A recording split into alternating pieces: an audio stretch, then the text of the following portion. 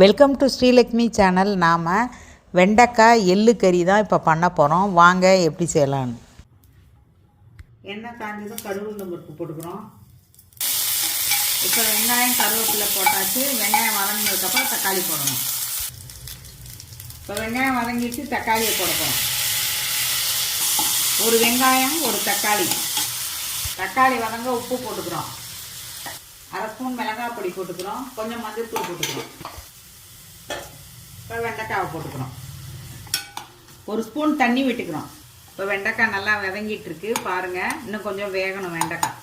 பாருங்கள் வெண்டைக்காய் எப்படி வதங்கி எப்படி நல்லா வந்துருச்சு பாருங்கள். இப்போ நம்ம தேங்காய் போட்டுக்கலாம். இப்போ கொஞ்சம் தேங்காய் போட்டுக்கிறோம். போட்டுட்டு கலந்து விடணும். எள்ளு பொடி, எள்ளை வறுத்து பொடி பண்ணி வச்சுருக்கோம், அதை தூவிக்கிறோம்.